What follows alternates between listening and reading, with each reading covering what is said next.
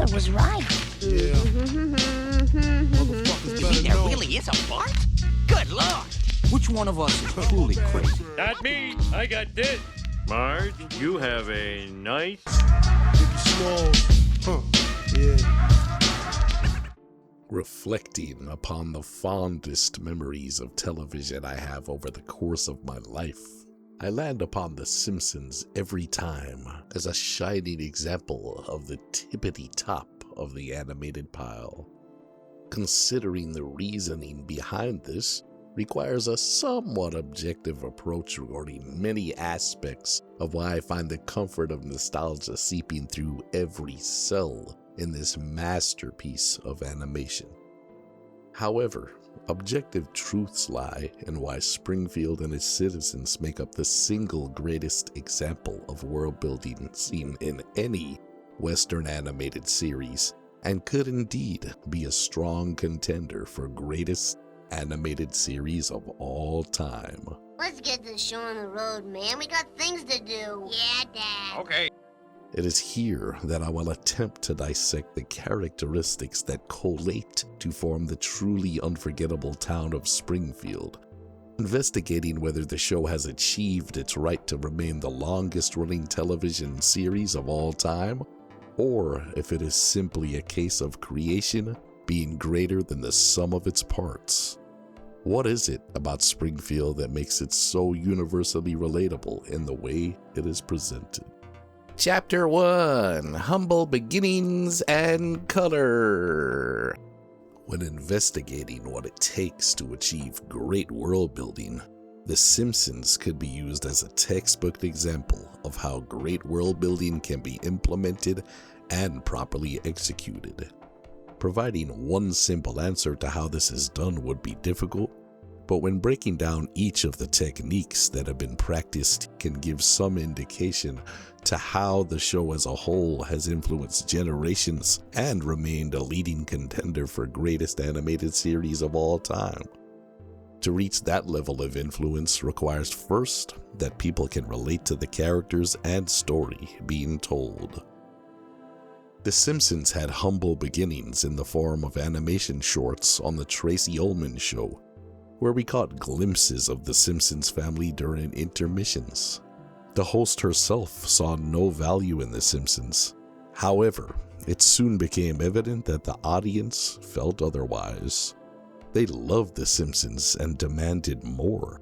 The family dynamics shown in these clips were like nothing the world had ever seen, but was everything they could relate to.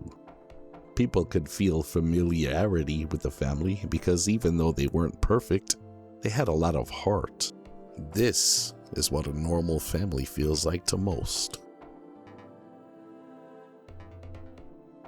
To its very core, the design of The Simpsons was used to draw in as many people as it could and try to relate to as wide an audience as possible.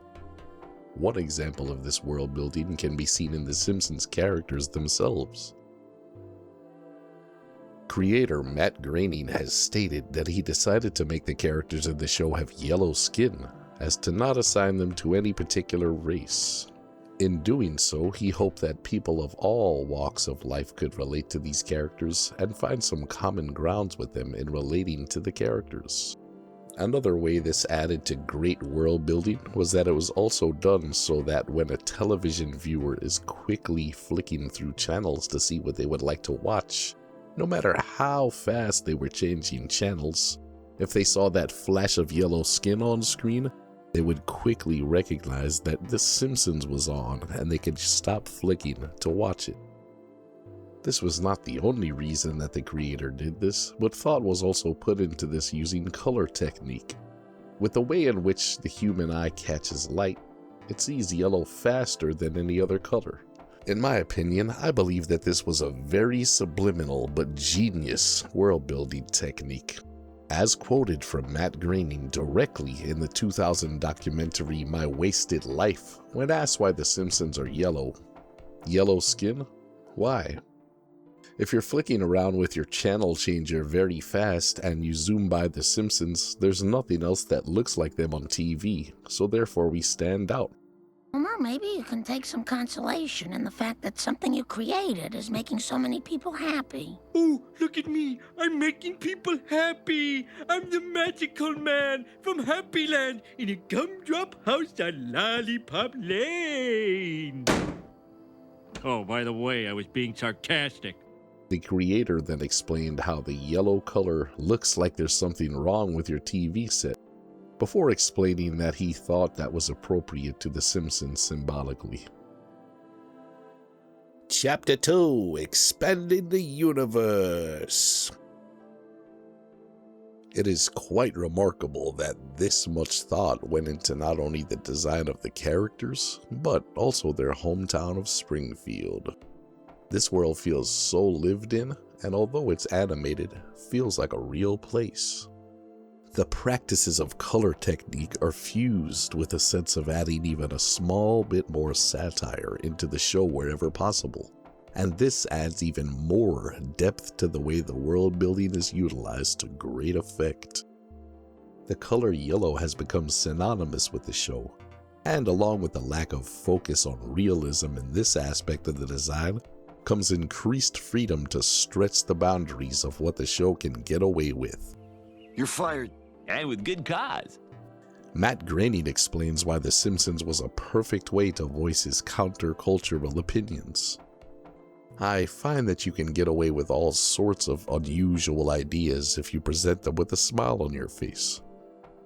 After The Simpsons left the Tracy Ullman show and were given a home at Fox, they premiered the first episode, Simpsons Roasting on an Open Fire, followed by the second episode, Bart the Genius, to massive praise and accolades. These and the season 1 episodes that were to follow mostly focused on the inner family workings of the title characters and drew most of its material from inside the household in terms of perspective and plot. Over the course of the season, the dynamics of The Simpsons were quite well defined, with many of the family trademark quirks finding their beginnings in this early season. Homer strangles Bart, Lisa is at times idealistic, and Marge is a caring mother. The satire of this family comes from them being based off of Matt Groening's real-life family. He took inspiration and even the names of his family members, with Bart being the exception, who is actually based off of Groening himself, giving each character certain characteristics of his family members. If there is proof of why The Simpsons feels like a real family, it may lie here. As the family found its foundations, the situations in which they found themselves began developing into stories that were heartfelt in nature and designed to not only find satire in the normal family, but also embrace it. The show took on a newfound sense of confidence and began tackling issues larger than the family itself, such as the media, advertising, network executives, and other aspects of modern life that were seen as invasive or bothersome, and parodied them to the fullest. The audience reacted well, and the show soon took on an edgy reputation and a winning platform for brilliant comedy. With this came the attention of an even wider audience. The Simpsons was not only a great cartoon to be loved by children for its colorful designs and physical comedy, but it was also a brilliant dark comedy, a satire on society that is to be studied and enjoyed by adults. The show established its foundation and captivated its audience. Now it was time to stretch the premise to its limits in ways that even the creators may not have imagined. A pulse began sounding, and the world in which The Simpsons exists began to take its first breaths. Chapter 3: The Cartoon That Leaked into the Real World. Another major reason that Springfield is so well defined is the excellent writing involved with the show. This has led to many aspects of The Simpsons trickling down and eventually becoming part of not only pop culture, but culture as a whole. The show has made several huge predictions about future events that later occurred in the real world, including but not limited to Trumpety Trump entering the office and winning the presidency, self-driving cars and trucks, and the attack of Siegfried and Roy by one of their own tigers, to name only a few. To go even a step further, in a 1998 episode of the show, Homer is seen scribbling down seemingly random math equations on a whiteboard. It turns out that years later, it was discovered that one of the equations on this board displayed the answer to a long unanswered mathematical equation in the real world, known as Fermat's last theorem. The show began to build an aura of mystery when viewers started noticing these predictions come true. And I believe this was another turning point for The Simpsons being the single best example of world building in any animated series. Had it not been for all the finer details interlaced into the show, this may have played out very differently. It may have gotten cancelled early, therefore not becoming the longest running television series of all time. Many have speculated on how the show seems to be able to predict the future, with theories ranging from showrunners being involved with the government and leaking information early to the public, to Matt Groening himself being a time traveler. If I were to make my own argument as to why the show can do this, I would first look at the writing team of the show. The writing team is not made up of writers, at least in the traditional sense. Most of the show's writers are MIT or Harvard graduates that study things like economics, mathematics, and computer science. Therefore, it makes sense to me that with a team made up of minds like this, they would be able to reflect on the world in a deep way and make predictions and models on what is to come based on mathematics, economics, and science. It's a game of numbers and patterns, if you will. I believe that this team is responsible for making these predictions and do this to strengthen the world building of the show even more, as now we can see the real world and the Simpsons now mirror each other in many ways. The lines between satire and the real world become blurred. The show even showed the scope of its influence on culture when several words that were included in and invented on the show, that being dope, cromulent, and embiggens, were recognized by Merriam-Webster Dictionary and put into the dictionary in print as official words of the English language. Evidence of excellent world building can definitely be found when finding these facts and observing that real-world scholars are so endeared by the show that they campaign to add some of its language into a non-fiction educational book. The word embiggens was created for use in the show, particularly for being that of the town motto of Springfield. Within the context of the show's universe, the motto was created by the founder of Springfield, Jebediah Springfield, and reads, "A noble spirit embiggens us all." When added to Merriam-Webster, they defined embiggens as to expand or make bigger.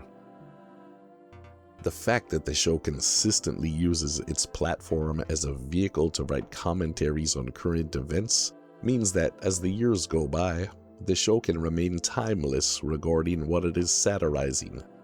It has also been suggested by the writers of the show that they have come to have more of an agenda over the years in terms of using The Simpsons to send a message.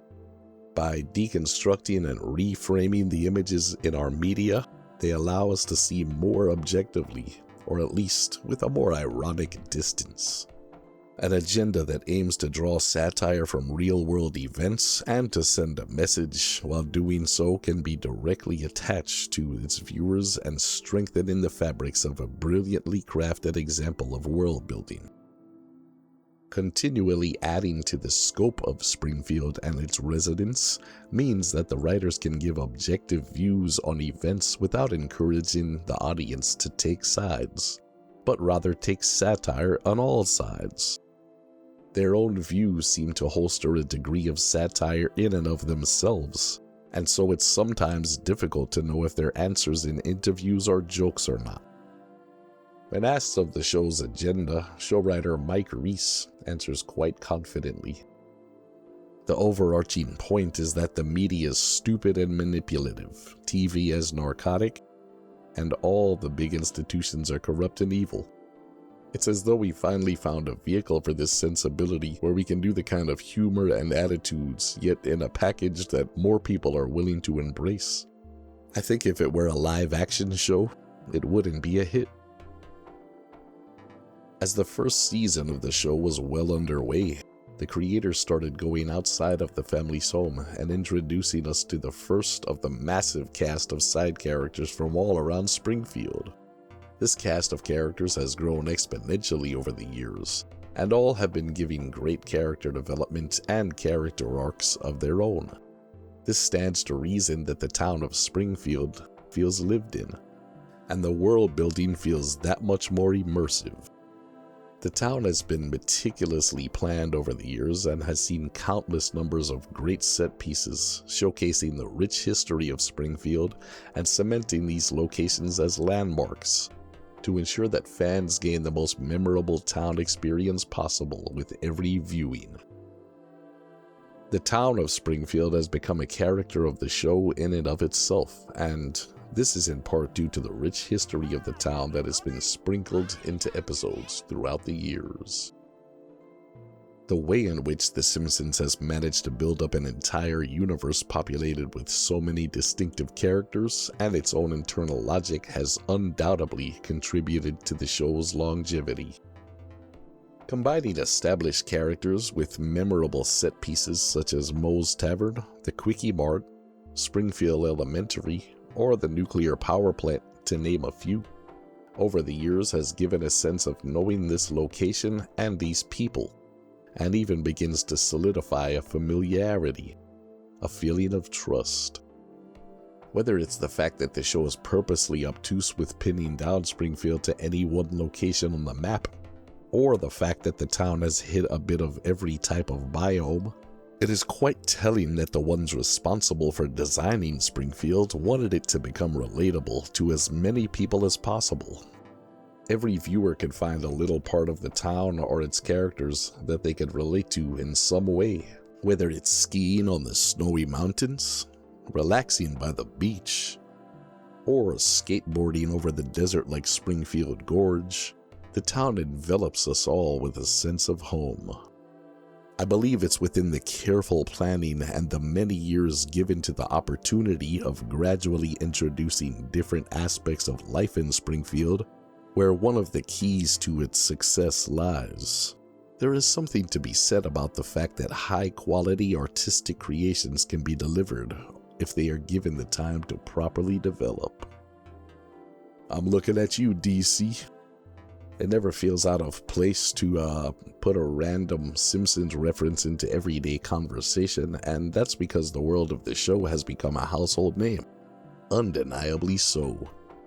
The universe created in The Simpsons was of course inspired by that of the Flintstones, but Springfield had taken a step forward in its delivery of the satire and commentary placed within the show. It is also a milestone in the modern animated series with the manner in which it represented the American family. Evidence in this lies of the string of animated shows focusing on family dynamics that followed the release of The Simpsons. Since it was the first in the many years since the Flintstones to attempt this formula, a clear conclusion can be drawn that points to The Simpsons being the main inspiration for all of these. Examples of some of these series include King of the Hill, South Park, American Dad, and Family Guy. As the editors of satire TV, politics, and comedy in the post-network era said in 2009, no single program is as important as The Simpsons in creating the televisual space for the satire TV boom as The Simpsons. Huh? Where The Simpsons excels above these other series is its presentation of the world around the show's main family. Many of these series do an excellent job at showing us the family dynamic of their main characters, but don't often explore the town in which these families live with, at least not the level of The Simpsons or the depth. For example, it feels like we have a lot less familiarity with the town where Rick and Morty live. Although I love the show and understand it takes place on a galactic scale, I feel like I'm not familiar with their neighborhood itself or the town that they reside in. I don't know where anything is located in relation to their house, and I cannot remember any story beats of a specific location in their town with exception to maybe Morty's high school. Even with this location, by comparison to The Simpsons, the school setting is highly underdeveloped. The Simpsons have given individual characters from the school their own standalone episodes, or at least a bulk of the plot at times. Characters such as Principal Skinner have been given their own character arcs over time, and he affects the world of Springfield in his own ways, and we are here from the ride from all perspectives. Principal Skinner is now so well developed that we can imagine he has a life of its own that exists alongside The Simpsons, even when he isn't in an episode. In Rick and Morty, side characters remain more in the background for a plot that is focused on Rick and Morty, and so we don't always get a sense of knowing their side characters. They are merely co-pilots in a world controlled by Rick and Morty, and so it gives a feeling of detachment from these characters at times. In conclusion and upon reflection, whether it is a result of being the first of its kind, or the culmination of years of excellent writing to build an unforgettable, classic example of world building done right, The Simpsons will certainly hold a lasting place in history for not only animated series, but television series in general. The size and the scope of the show could not have been foretold, but its legacy is something that is to be admired and respected from any perspective, artistic or otherwise. The cultural impact of the series is arguably the largest of any show ever, and its attachment to the modern family will always be present. As The Simpsons invited us into their home each week, my memories of watching them with my own family while at homes mean it will hold the everlasting position of my personal favorite television show of all time. I grew up partly in Springfield and enjoyed every second of it. I will always remember my times there, and I know it's largely responsible for the person that I've become today. Since the age of 3, I watched The Simpsons in awe, and I wondered how cartoons were made, because to me, they were magic. This curiosity seemingly carried on throughout my entire life, and The Simpsons, Springfield, and all of its unforgettable residents were there every step of the way. When a show can become a part of your life on an everyday basis and even affect events in your day-to-day life, could it not be argued that some of the best artistic world building ever has been so well implemented that it actually helped build the real world? The Simpsons tells us that the world can be changed with art in unconceivable ways and means, even deconstructing and challenging the way we exist.